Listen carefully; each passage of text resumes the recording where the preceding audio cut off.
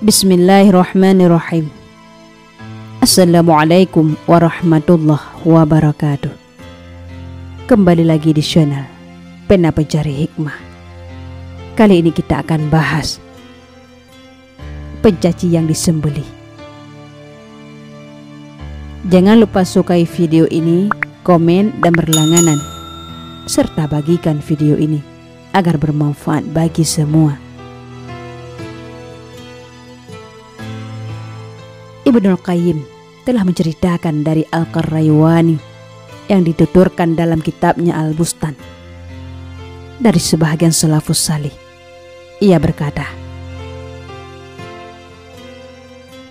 "Dahulu aku memiliki seorang tetangga yang kerjaannya mencaci sahabat Abu Bakar dan Umar radhiyallahu anhuma. Suatu hari ia tidak henti-hentinya mencaci kedua sahabat tersebut. Hal itu membuatku marah, sehingga aku menegurnya dan mencacinya. Mendapat teguran dan cacian dariku, mukanya menjadi merah. Dan sambil marah, ia pun membalas cacianku. Ketika aku berpikir bahwa percuma saja melayani cacian orang sinting sepertinya, hanya membuang-buang waktu saja, tanpa ada manfaat yang bisa dipetik. Kemudian aku pergi dari hadapannya, serta pulang ke rumah tanpa memperdulikan ocehan dan caciannya. Selesai menunaikan sholat Isya, aku langsung tertidur sambil membawa hati yang pedih dan sedih, memikirkan cacian dan perbuatan keji tetanggaku. Dalam tidurku, aku bermimpi bertemu Rasulullah Sallallahu Alaihi Wasallam.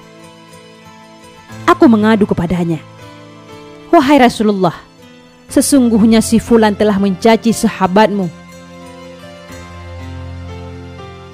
Rasulullah Sallallahu Alaihi Wasallam bertanya kepadaku, "Siapakah dari sahabatku yang telah dicacinya?" Aku menjawab, "Abu Bakar dan Umar." Rasulullah Shallallahu Alaihi Wasallam bersabda, "Ambillah pisau ini dan sembelihlah ia." Aku mengambil pisau itu dan membaringkan si pencaci itu dan menyembelihnya. Pada saat itu aku melihat tanganku terkena cipratan darahnya. Lalu aku menjatuhkan pisau itu dan menggosok-gosok tanganku ke tanah untuk menghilangkan darahnya dari tanganku. Kemudian aku terjaga dalam keadaan kaget. Dan tidak lama kemudian aku mendengar suara jeritan dari arah rumah tetangga yang aku mimpikan tadi. Aku pun segera mendatangi rumahnya dan bertanya kepada orang-orang yang telah lebih dahulu datang. Mereka menjawab, "Si Fulan mati secara mendadak."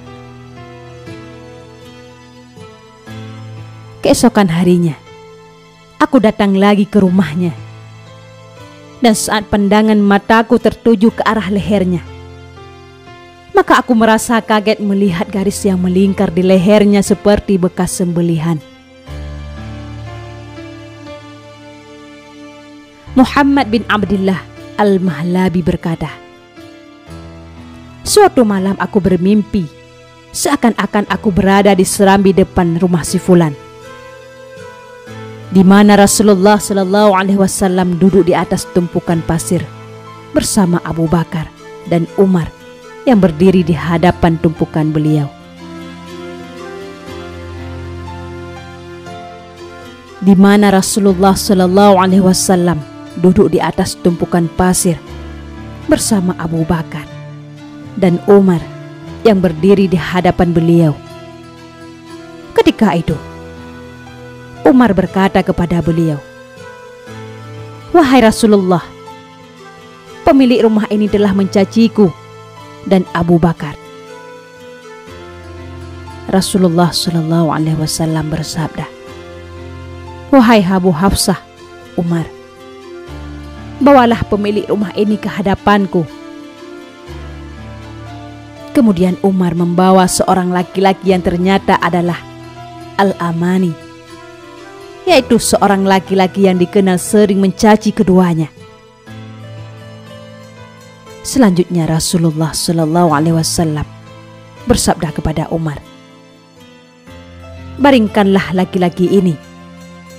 Kemudian Umar menghampirinya, lalu membaringkannya.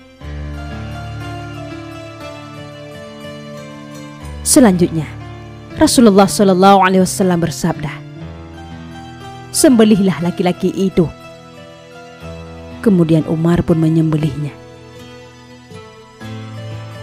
Al-Mahlabi berkata, "Kemudian aku terjaga ketika mendengar suara jeritan Al-Amani. Mendengar jeritannya, aku duduk termenung, sejenak memikirkan mimpiku sambil bergumam sendiri. Kenapa aku tidak memberitahukan mimpiku kepadanya? Mudah-mudahan ia mau bertaubat." Keesokan harinya aku pergi ke rumah Al-Amani. Tetapi ketika aku hampir sampai ke rumahnya, maka saat itu aku mendengar suara tangisan orang-orang di dalam rumahnya. Karena rasa penasaran, maka aku pun mempercepat langkahku. Setiba di depan rumahnya, aku langsung bertanya kepada orang-orang yang berada di tempat itu, apa yang terjadi hingga terdengar suara tangisan.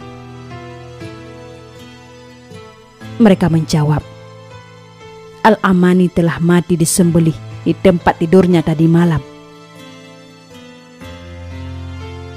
Al-Mahlabi berkata, "Kemudian aku mendekati lehernya dan memperhatikannya dengan seksama.